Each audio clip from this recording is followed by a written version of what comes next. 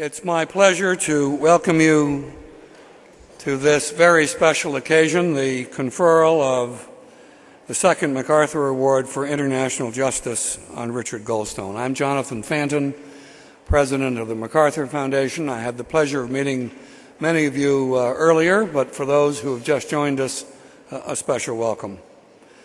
We welcome Richard and Nolene Goldstone, their family, friends, colleagues, and many admirers. We also welcome the judges, prosecutors, defenders, and other legal practitioners who, with hope, integrity, and determination, are building the system of international justice here and around the world. We also welcome the ambassadors and delegates from 32 countries who are here. Your presence expresses the breadth of support for the cause of justice. We have many representatives of civil society organizations here that work on the front lines for justice and human rights. We welcome you and we applaud your brave, courageous, and effective work. Advancing human rights and justice has been central to MacArthur's mission for 30 years. We have supported more than 600 institutions in the field, working on the front lines in 90 countries to expose human rights abuses, promote media rights, strengthen the rule of law. Our grantees in Russia, Mexico, and Nigeria have been on the forefront of protesting police abuse, combating discrimination, and upholding the right to due process and a fair trial. MacArthur also has a deep interest in helping fashion an integrated system of international justice that includes the special tribunals impaneled by the UN, regional human rights courts and commissions, and at the center, the International Criminal Court. MacArthur believes that international criminal justice is an idea whose time has come. As Slobodan Milosevic, Charles Taylor, Alberto Fujimori, and others fall from power and are held responsible for their actions, as perpetrators from the Cambodian killing fields are called to account, as the ICC tries its first cases, we see the age of impunity coming to an end. But to move forward, the international community needs to stand behind its commitment to the Rome Statute and enforce the ICC arrest warrants in northern Uganda and Sudan.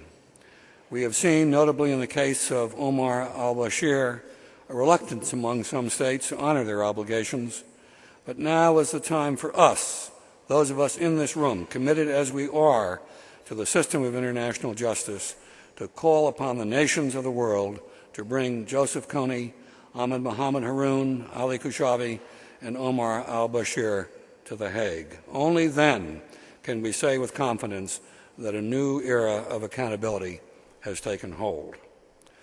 Last year, MacArthur honored Kofi Annan with the first MacArthur Award for International Justice. He called us to a new appreciation of our common humanity expressed through legal institutions.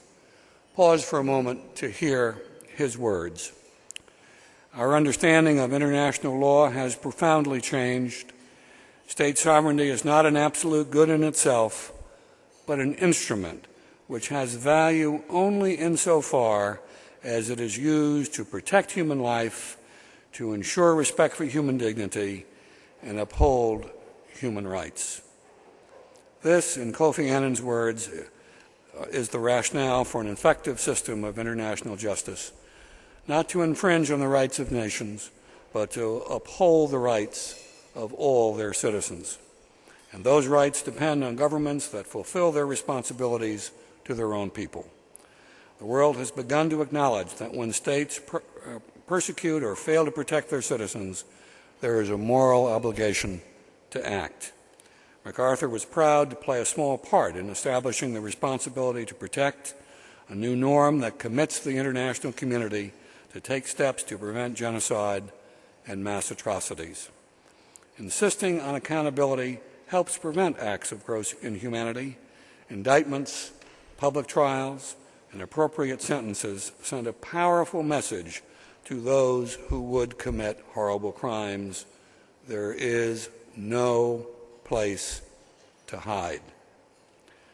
This evening, we pay tribute to an eminent lawyer and jurist who has made a critical contribution to building the international system of justice. And Richard Goldstone, we have chosen someone present at the creation of the new era of international justice, a distinguished jurist and legal scholar, a person whose clarity of purpose, fairness, and credibility is a force that inspires all who labor in special tribunals, regional human rights courts, and the ICC itself. We could feel the force of his intellect and example in this afternoon's panel discussion of how the elements of an international system of justice are coming together. I want to thank again Lloyd Axworthy and the panel for a stimulating discussion. It was really a great panel, and I've heard wonderful things during the reception period about that great conversation. Now, MacArthur is fortunate to have a board of trustees that strongly supports our human rights and international justice work, and so it's my pleasure to invite the chair of our board, Robert Denham, to bring you greetings from the board. Ladies and gentlemen, the chair of the board of the MacArthur Foundation, Robert Denham.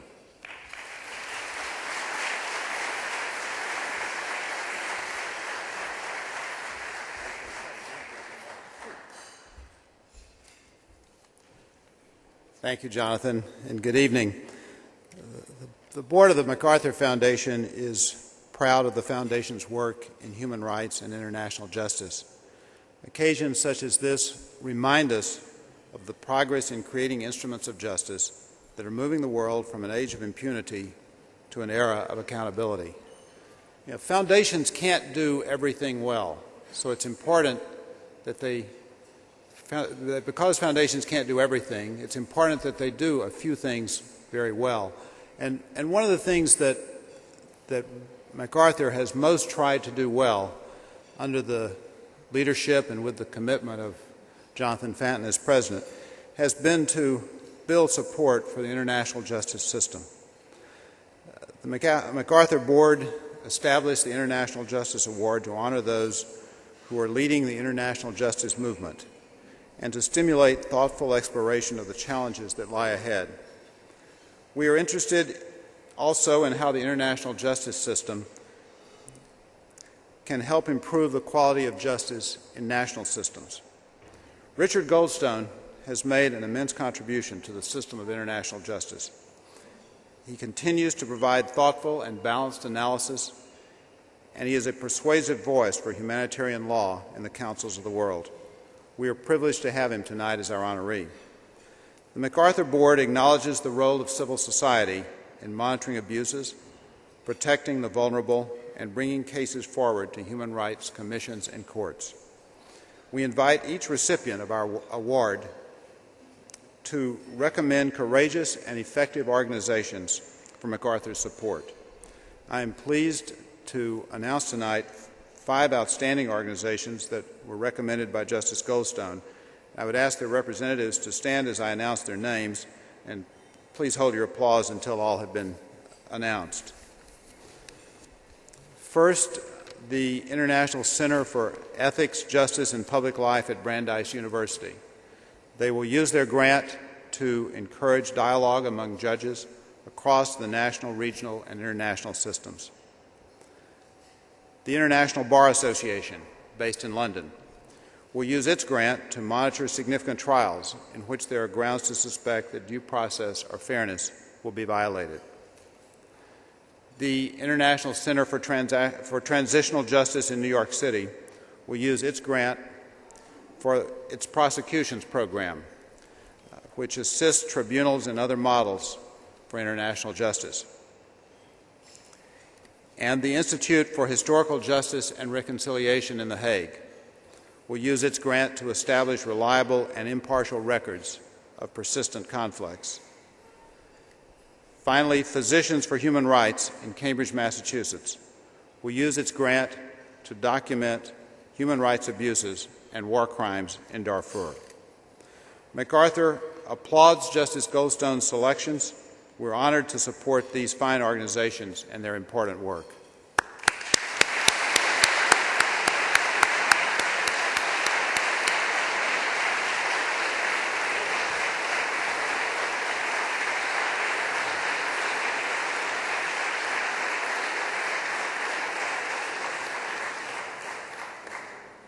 Justice Goldstone has made many friends during his remarkable career of service to international justice, and many have written notes to him. I'd like to read one of those tonight from Justice Anthony Kennedy of the United States Supreme Court.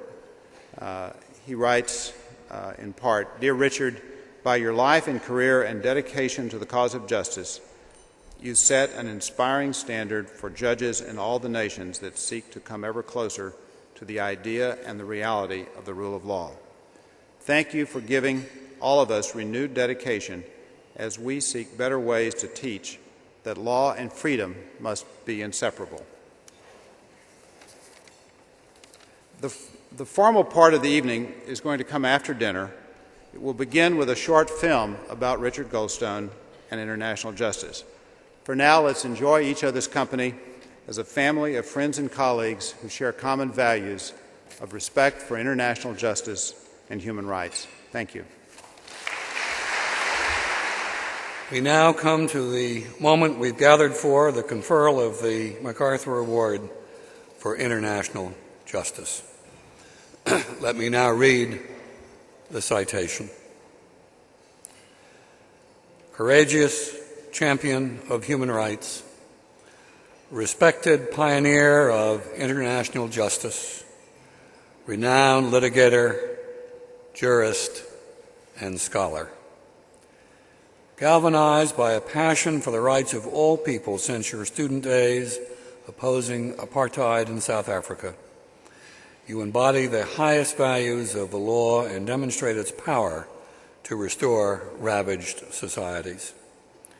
A prominent advocate of the Johannesburg Bar, distinguished judge of the Transvaal Supreme Court and the Constitutional Court of South Africa, you made landmark contributions to ending apartheid and the peaceful transition to democracy. Ruling that people of color could not be summarily evicted from white areas, you undercut one of the prime pillars of apartheid. Upholding the rights of the Release Mandela campaign against police seizures of documents, you kept open the possibility for free political expression. And visiting thousands of activists detained without trial, you shielded them from assault, torture, and police abuse. As head of the Standing Committee of Inquiry regarding public violence and intimidation, you revealed the activities of a violent and undemocratic third force and helped move South Africa toward legitimate elections and a government with a genuine mandate. As chief prosecutor for the UN International Criminal Tribunals for the former Yugoslavia and for Rwanda, you gave credibility and authority to the first international war crimes trials since Nuremberg. By insisting on independent counsel and judges, openly establishing the facts in each case, ensuring a strong defense and due process protections for the accused, and gathering firsthand testimony from witnesses and surviving victims, you showed the world that international justice could be transparent, impartial, and fair. Your work gave international justice new standing, preparing the way for the Rome Statute and the advent of the International Criminal Court. And it continues to set the benchmark for equitable, sound, and effective prosecution of atrocities. Your counsel and collaboration is sought around the world to establish a true historical record and extend the reach of justice. From Argentina to Kosovo, from the halls of the United Nations to the offices of the International Bar Association, in the persistent conflicts of the Middle East, you bring your wisdom, insight, and sage advice. You have magnified the impact of the courts and commissions you have served by your ability to articulate their principles and objectives. In universities, law schools, and public fora, you present global standards in human rights and the law, expound the legal philosophy that underlies them, share your practical experience, and make a persuasive case for the promise of international justice. Your hope is clear, this in your own words. No longer will dictators or oppressive governments be able to violate the fundamental rights of citizens with impunity. We are moving into a new and different world. The 21st century will witness the growth of an international criminal justice system, and the victims of war crimes will no longer be ignored. The MacArthur Foundation shares your vision of a system of international justice that will further our highest ideals, punish and deter the worst atrocities, and nurture hope, human dignity, and deep reconciliation. For building the foundations of that system, demonstrating its viability in practice, and eloquently defending its principles across the world, we are proud to confer on you, Richard J. Goldstone, the second MacArthur Award for International Justice. Congratulations.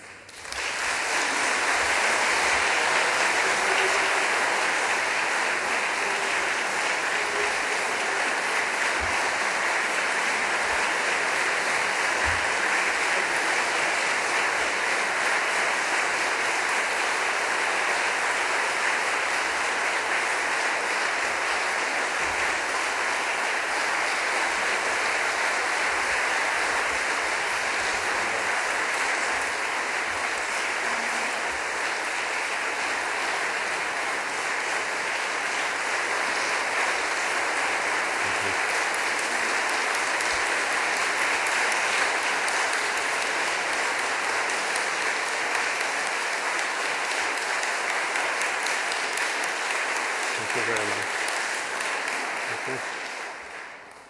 Well, thank you very much indeed to Jonathan and Bob Denham for this memorable, wonderful evening.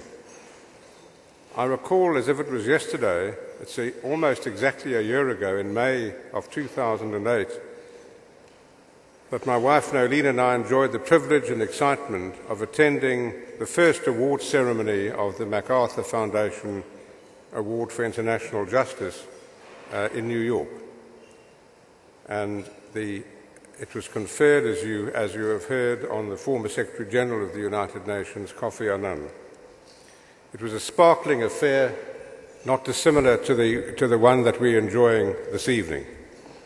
I can assure you that it did not enter my head for one moment that I might be the second or ever a recipient of this prestigious and outstanding award.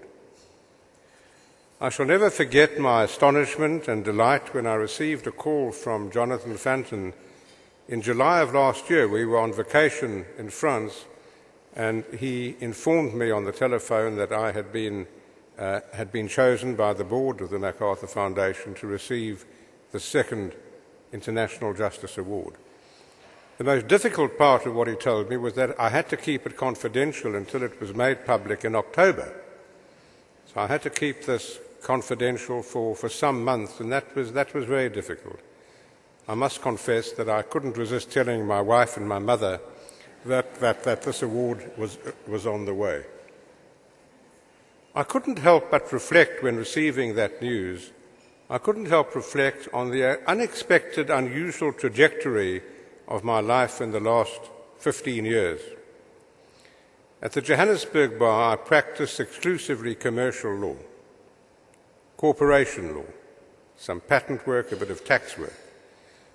I didn't like criminal work, and I didn't do any. As a judge, I did try a few criminal cases, but our chief judge knew I wasn't very fond of criminal work, and I did mainly commercial work.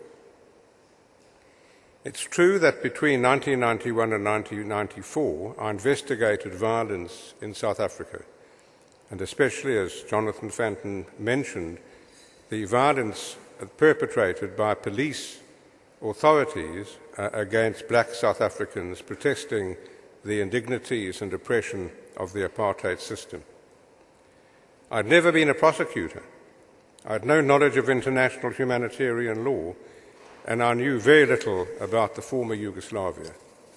So I really was not an appropriate person to choose as effectively the first chief prosecutor of the first International Criminal Tribunal.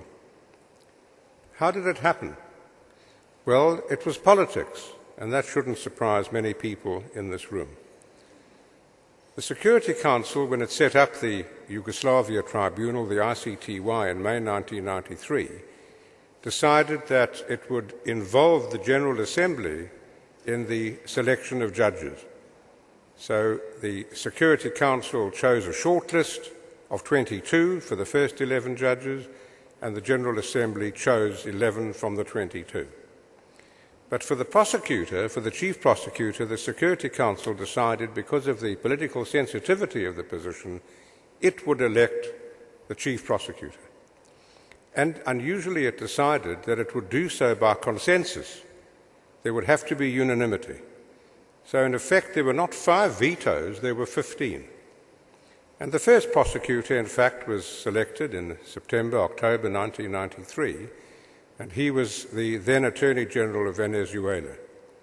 He arrived in January a little late because he was busy prosecuting a former president for fraud in his home country, and after 3 days in The Hague, he resigned to become the Deputy Prime Minister of his home country. So now, some 8 months into the life of the tribunal, there was no prosecutor. There were 11 frustrated and somewhat angry judges who didn't have any work being prepared for them, but that was the position. It was the obligation of the Secretary-General, then Boutros Boutros-Ghali, to nominate the prosecutor for consideration by the Security Council. And between January and June of 1994, no less than 8 nominees of the Secretary-General were vetoed by one or other member of the Security Council. Russia vetoed 5, presumably because they came from NATO countries. Pakistan vetoed somebody from India. The United Kingdom vetoed an American because of his membership of the Muslim religion. And in return, Pakistan vetoed a nominee from Scotland.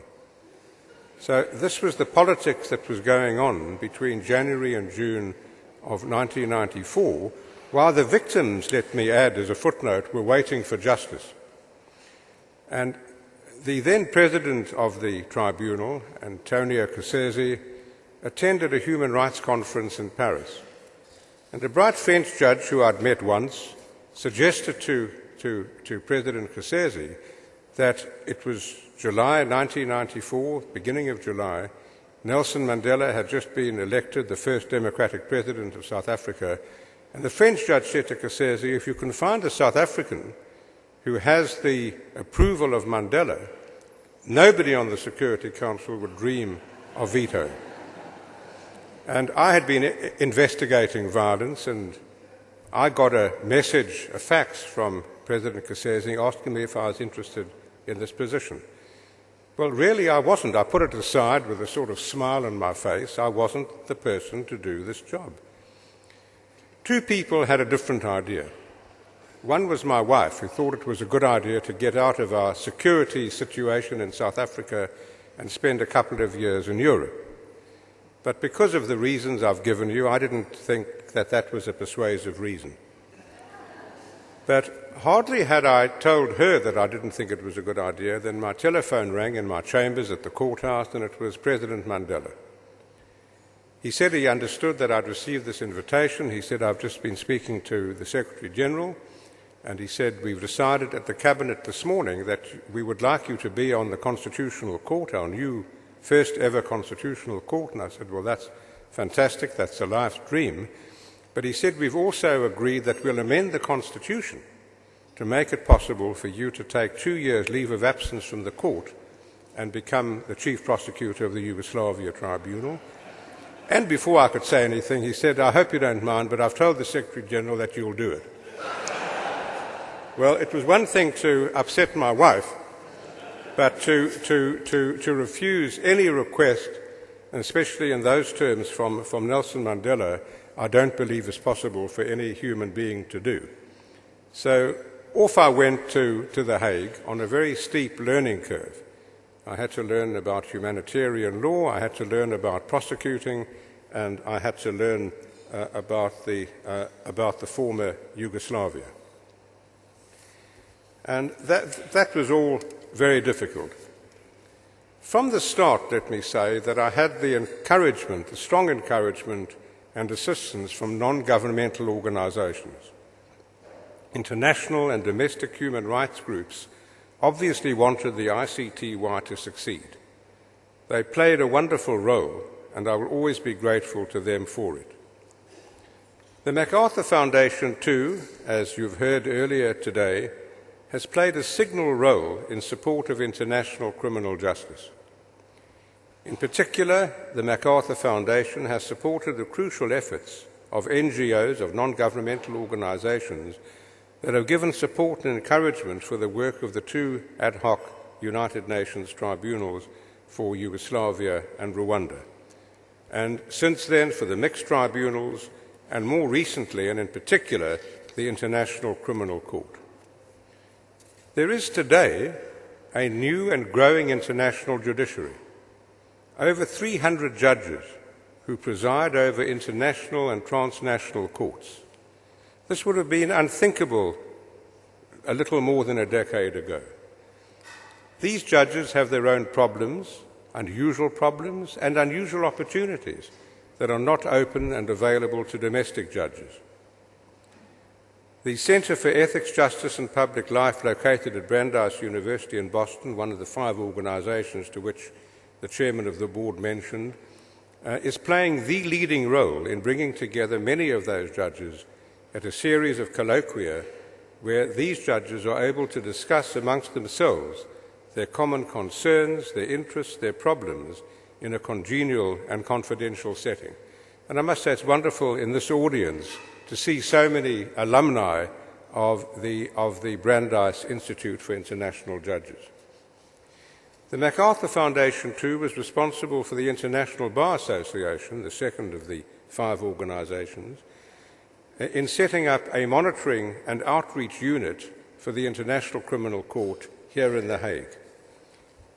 It objectively monitors and makes public comment the activities of the International Criminal Court and reports publicly on its activities. What's very important, and to the credit of all of the organs of the International Criminal Court, and I'm happy that judges are here, that the chief prosecutor was here, and that the registrar is sitting just to my left, because all of the organs of the court, notwithstanding from time to time criticism of the court, but all of them are cooperating with this unit of the International Bar Association.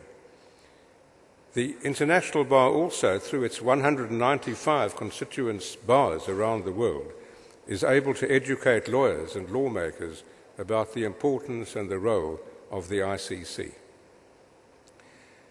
As an American foundation, MacArthur has acted as an important counterweight to the misguided and largely failed policies of the Bush administration with regard to international justice. And it has not only been financial assistance, as crucial as that is, it has come with the personal interest, commitment and wise counsel of its president, Jonathan Fanton, and his admirable staff. These factors all go to make tonight's proceeding so special and meaningful. Of course, there's the added joy of having so many friends present, many of whom have travelled long distances to be with us. It is also, I might mention, a strange coincidence that tonight's function should be held in The Hague, in this city that Kofi Annan described as the international judicial capital of the world. Quite by chance, and it is by chance, I'm in the midst of a most enjoyable 3-month stay in Wassenaar, just outside The Hague. I was offered and accepted the first Spinoza Fellowship, with the rather grand title, which I'm embarrassed to mention. I'm known as the Hague Peace Philosopher. This is a new annual fellowship that's sponsored jointly by the Netherlands Institute for Advanced Study, which houses us, the City of The Hague, represented here tonight, Leiden University, Hague Campus, and Radio Netherlands World, the international service of Radio Netherlands. It's an unusual provision of the MacArthur Award that I was given the unusual privilege, to suggest non-governmental organisations in the field of international justice for grants totaling $500,000. Following the example of Kofi Annan, I decided to suggest the allocation of $100,000 to each of the 5 organizations. The names have been public, and I've referred to 2 of them thus far, and I'll refer to the others shortly. And it's again wonderful that all of them are represented, well represented, I might add, here tonight. It is appropriate, I would suggest, that tonight's award really honours the role played by the 2 United Nations ad hoc tribunals. I am mindful that their successes are the result of the roles played by so many people, the judges, the administrative officers, and of course the outstanding members of the Office of the Prosecutor, the outstanding advisors and assistants that I had, and I'm happy that some of them are here this evening, that really played indispensable roles. Without their hard work, dedication and support, I would not be the honoree this evening. And I really accept this award very much with all of them in mind, because it's because of their efforts that all of these things have happened. The significance and importance of international criminal justice is a new culture of accountability. President Jonathan Fenton referred to that in his remarks before the panel began this afternoon. Until the ad hoc tribunals began in 1993 and 1994 for Yugoslavia and Rwanda, there was really effective impunity for those who committed the most heinous crimes known to humankind: genocide, crimes against humanity, and serious war crimes. War criminals, unfortunately, were usually regarded at home as heroes, not as criminals. Their crimes were not investigated, and they were never prosecuted. Indeed, as recent prosecutions demonstrate, sovereign states, whether it was Serbia or Croatia or Bosnia or Rwanda, now the Sudan and others, sovereign states tend to protest and demonstrate strong resentment when their leaders are sought for prosecution by an international court. As I say, it was the attitude of Serbia, whose leaders regarded the ICTY as a political instrument created by the United States. It was the attitude of the Croatian government with regard to their military leaders. The Rwanda government would certainly have severed its crucial relationship with the Rwanda tribunal had it attempted to investigate seriously the alleged crimes committed by the Rwanda army, alleged to have been committed by the Rwanda army. At the very least, the 2 ad hoc tribunals made some top leaders accountable. One thinks of Milosevic, of Karadzic, of Ante Gotovina, and other senior military leaders in Croatia and in Bosnia and Herzegovina. There were also the former leaders of Rwanda who stood trial and were convicted by the ICTR, including a former Prime Minister and cabinet ministers. This was unprecedented. It had not happened. The idea of political and military leaders being made accountable, I'm happy to say, has become infectious. It led to the mixed tribunals and the current trial of the former leader of Liberia, Charles Taylor, right here in the city of The Hague. A former leader of the Khmer Rouge is presently on trial before the Cambodia tribunal. And there is a recent warrant of arrest that there's been so much hype about, issued by the International Criminal Court against the President of Sudan, Omar al-Bashir. The military campaign by the Israel Defense Force against Hamas in Gaza has become the subject of 2 inquiries launched by the United Nations, and there is now discussion of a similar inquiry into alleged war crimes committed in Sri Lanka. None of these things, I would suggest, would have happened prior and but for the establishment by the Security Council of the 2 ad hoc tribunals and the subsequent events. This movement towards a culture of accountability is also taking seeds within sovereign states. Truth and reconciliation commissions are one means of achieving some form of accountability in the aftermath of serious human rights violations, and they are proliferating.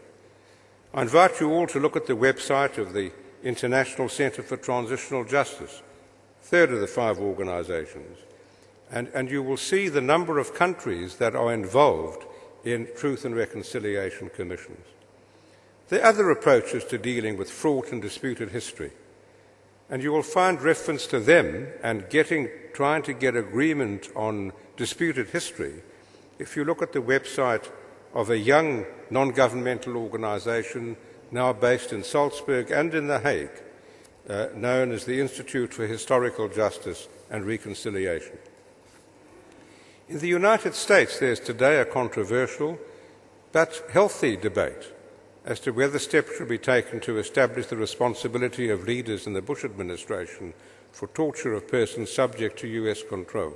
You can see the ramifications, the widening circles of accountability that are spreading around the world. Physicians for Human Rights, another of the 5 organizations, is playing a leading role in crucially importantly, I would suggest, exposing the disturbing role of members of the United States medical profession who shamefully facilitated torture and other forms of inhumane and degrading treatment, all in contravention not only of the law of the United States itself, but also of the Torture Convention to which the United States is a party.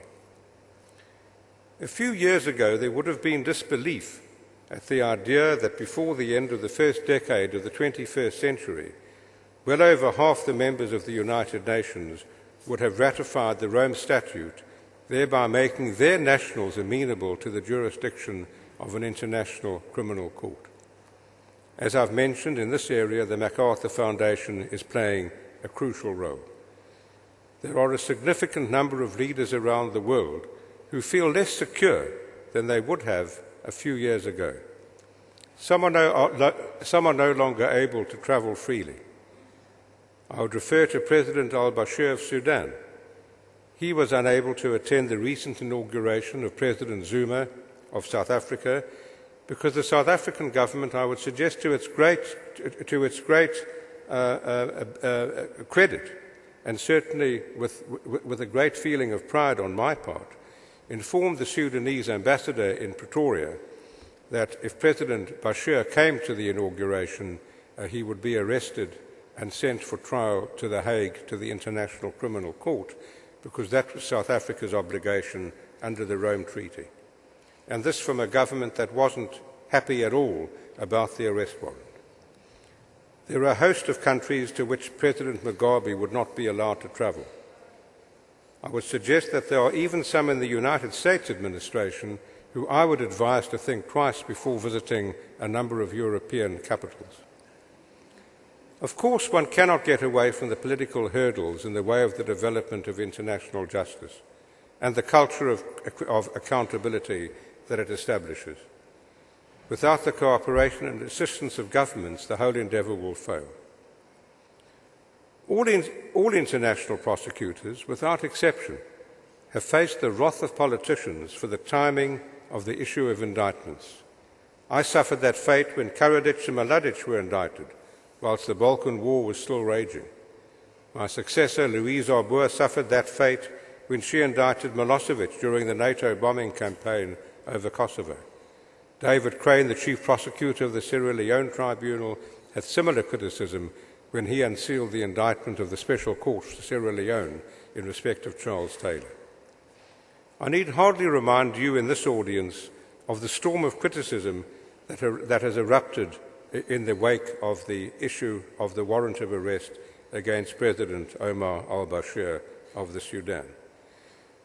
The prosecutor, Luis Moreno Ocampo, who addressed us earlier today, has been blamed because on the public announcement of the issue of the indictment, not by him, but the issue by 3 of the judges in a pre-trial channel, President al-Bashir expelled 13 aid agencies from Sudan. I would suggest that his act in expelling those organizations constituted serious criminal conduct. It compounded the crimes for which his arrest is sought by the court. It is, I would suggest, an added reason for his arrest, and not for criticizing the issue of the warrant. I mean, imagine how inapposite it is to blame the prosecutor for that criminal conduct on the part of the President of the Sudan. In any event, I would point out that in seeking his arrest, the prosecutor was carrying out his mandate, his obligation and his duty under a Security Council resolution.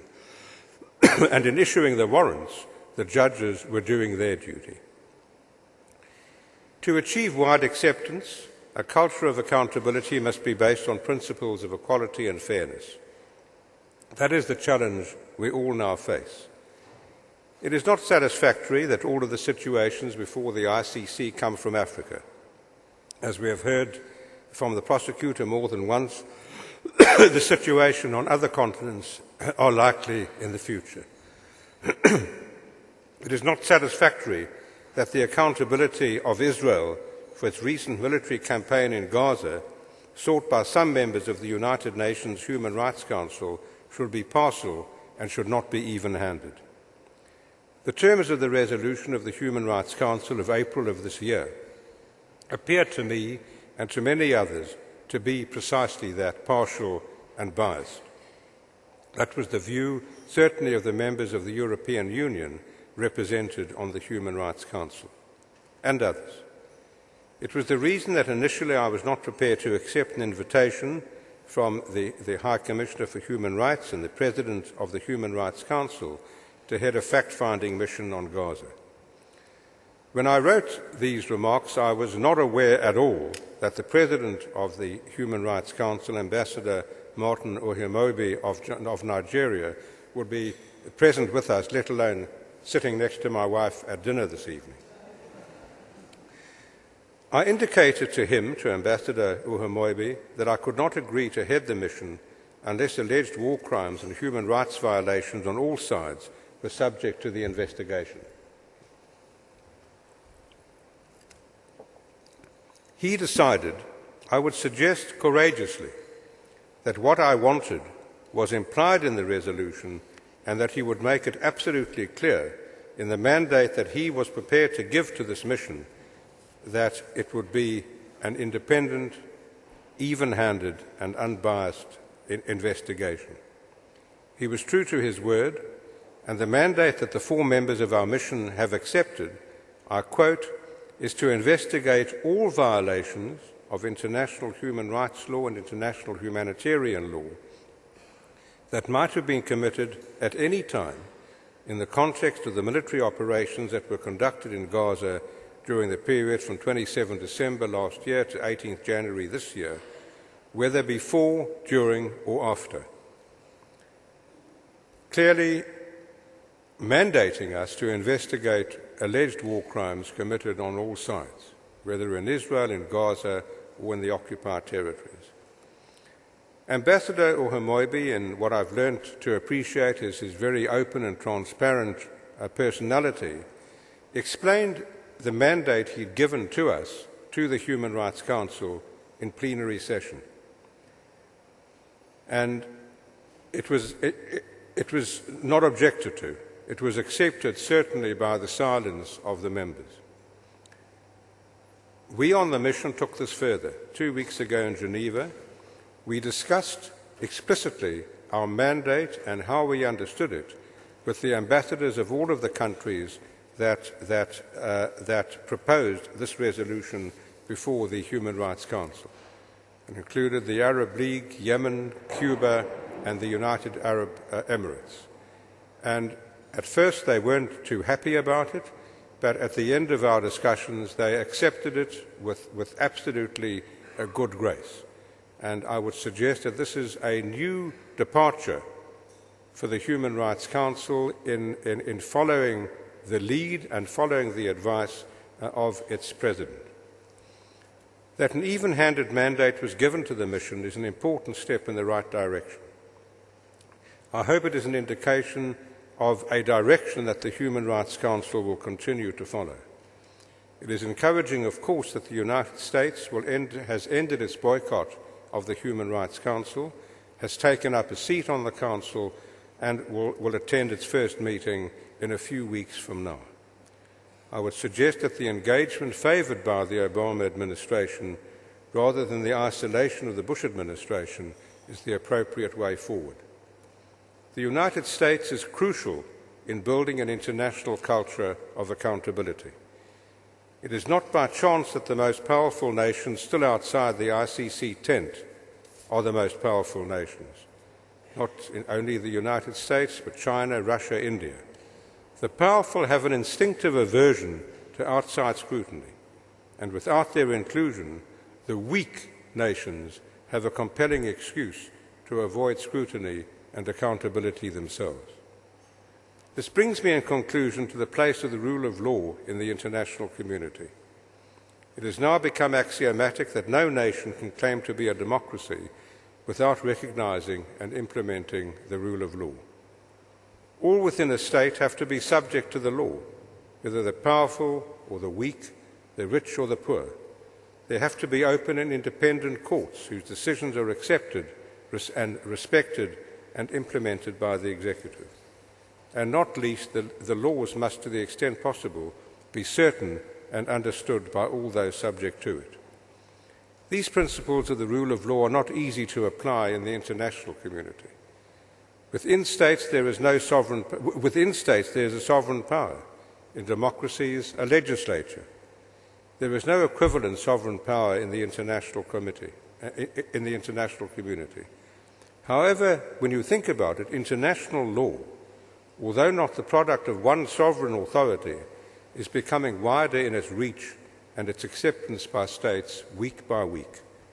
This trend is the child of necessity. As the world contracts, as nations become more interdependent, international law, international interdependency becomes crucial, and the law becomes necessary. The result is that international laws binding on all states, whether by treaty or by custom, are proliferating. It is becoming more difficult, especially for democracies, to isolate themselves from this trend.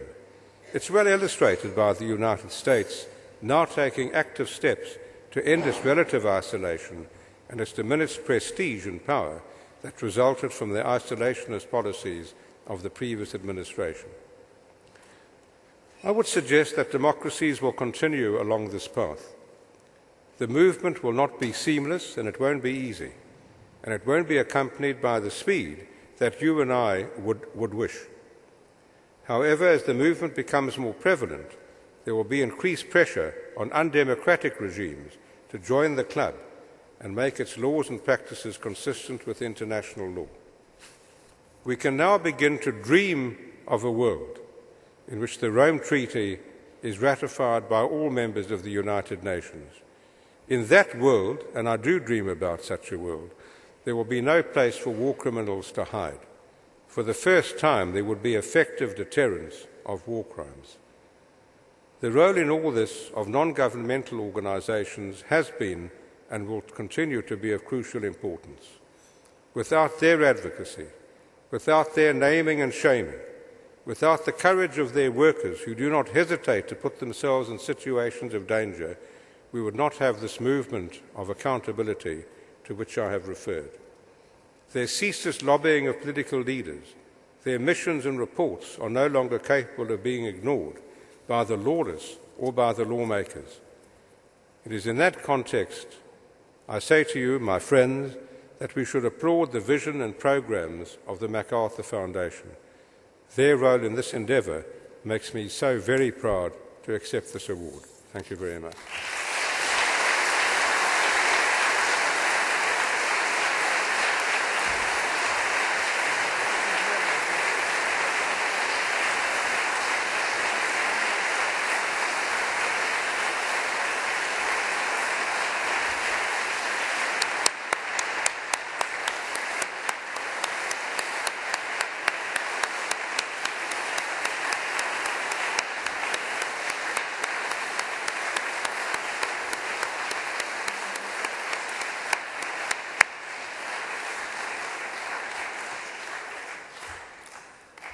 Thank you, Richard, for that powerful message, profound insight, and compelling challenge. You renew our commitment to building the culture of accountability, and so let us, here and now, commit to responding to your call. On behalf of the MacArthur Foundation, let me thank you all for being here to bear witness to the honor we confer on Richard Goldstone, and to all who labor to make our world more just and peaceful. The energy, determination, and optimism in this room fires our belief that an effective international system of justice is within reach. Good evening and safe travels.